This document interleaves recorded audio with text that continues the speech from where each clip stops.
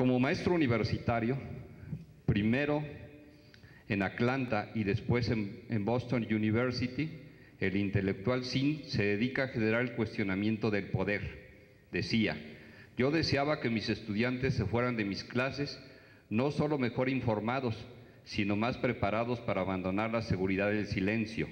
más preparados para responder en voz alta, para actuar contra la injusticia donde ésta se presentara. Esto, claro, era una receta para atraer problemas, escribió.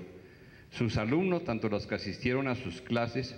como los que leyeron sus libros o los que escuchaban en conferencias, foros, acciones de protesta y congresos, están por todo el mundo. El deseo de Zinn era que se volviera parte de la historia de rebeldía contra la injusticia, la guerra y la opresión. Es decir, el historiador rebelde los invitaba a hacer historia. Se sumó a la guerra contra el fascismo y fue bombardero durante la Segunda Guerra Mundial, pero al visitar los lugares que atacaron desde los cielos, especialmente después de enterarse de las terroríficas consecuencias de la bomba atómica en Japón, Zinn decidió que toda guerra es injustificable y por el resto de su vida se dedicó a esta causa junto con Chomsky. Fue uno de los primeros intelectuales en sumar al movimiento contra la guerra de Vietnam. En 1967 el dramaturgo historiador publicó Vietnam, la lógica del retiro, el primer libro sobre el tema en hacer un llamado a un retiro inmediato e incondicional de tropas, junto con el famoso sacerdote católico radical Daniel Berrigan. Viajaron a Vietnam del Norte en 1968 para recibir los tres prisioneros de guerra entregados por las fuerzas de liberación.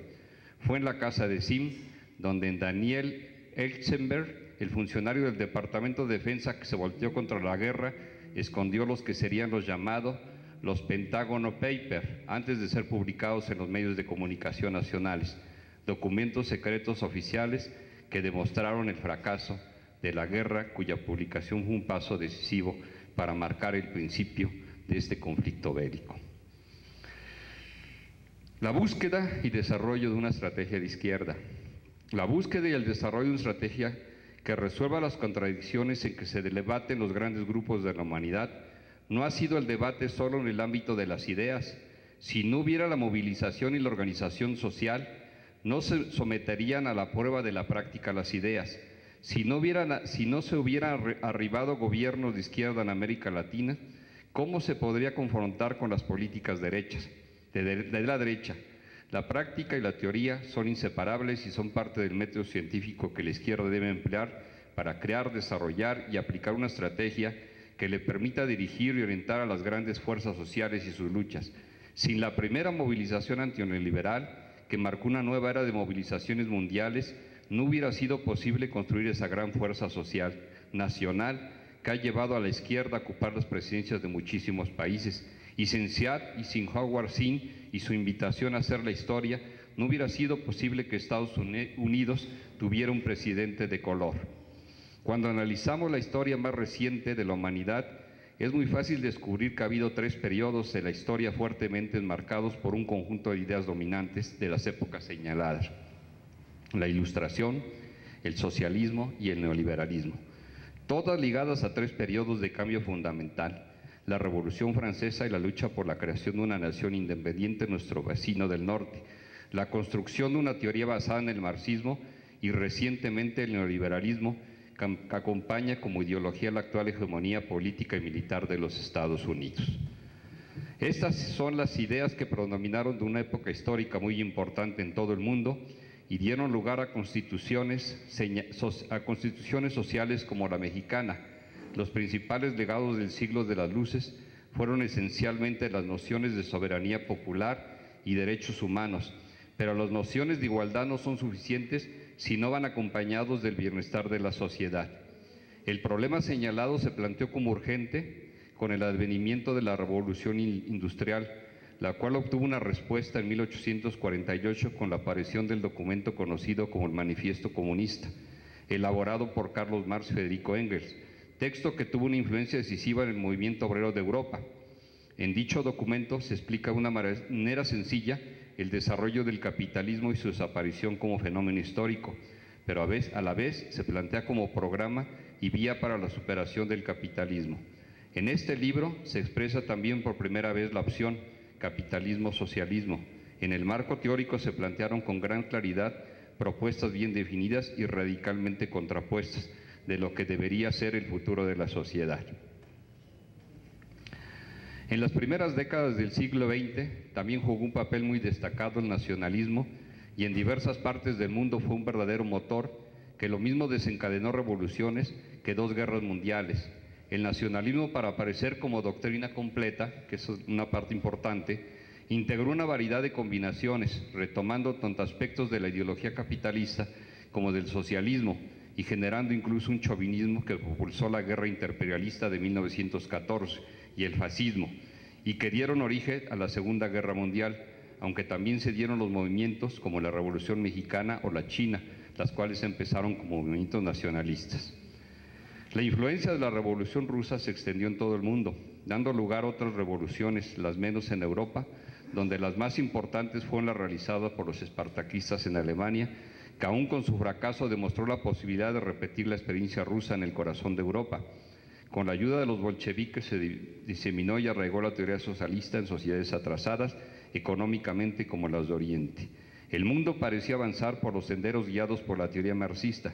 pero la historia tuvo un desenlace diferente con el colapso de la URSS y el mantenimiento de lo construido como alternativa socialista, ya que la mayor productividad económica de los países en los que debería haber tenido lugar la revolución terminó abrumando a aquellos en los que efectivamente se realizó, circunstancias agravadas por una carrera militar desenfrenada que impulsó grandes sacrificios de los países socialistas, enriqueciendo al aparato militar que ahora ejerce el poder. ¿Cuál fue el lugar de las ideas del bando contrario del socialismo? El desarrollo ideológico fue realmente pobre,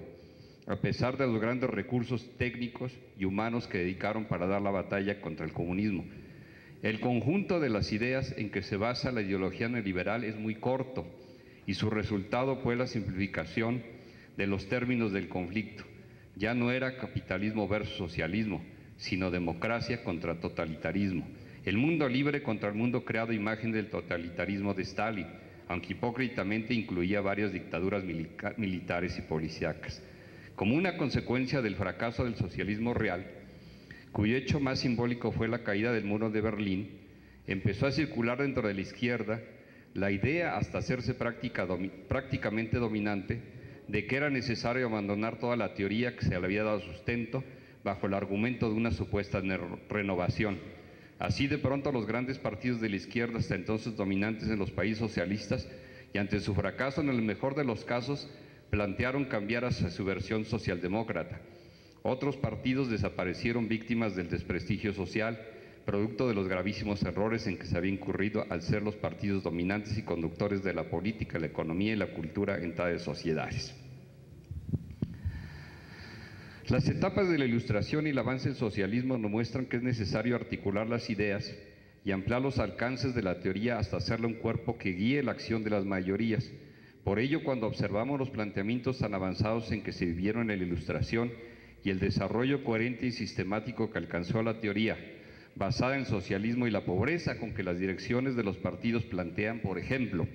sus políticas de alianza con las de derecha neoliberal, vemos que el camino sin duda será arduo para rescatar a la izquierda de su pobre desarrollo teórico. Pensamos que la tarea dentro de los partidos e intelectuales de izquierda está en superar los viejos esquemas del pensamiento y pasar de las ideas de la revolución a la revolución de las ideas. Es necesario comprender que se ha dado lugar a cambios sumamente importantes como la globalización,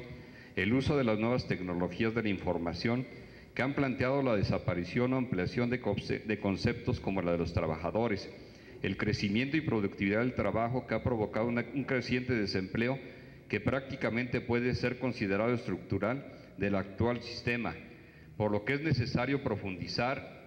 en nuestro análisis teniendo como hilo conductor las categorías de la izquierda. Hago un resumen después de las categorías de la izquierda, pero me lo brinco, porque quiero acabar. El camino de Seat o el camino de Chile, que es la parte con la que termino.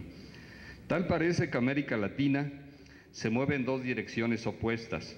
Por un lado, el arribo de los presidentes de Bolivia, Ecuador, Argentina.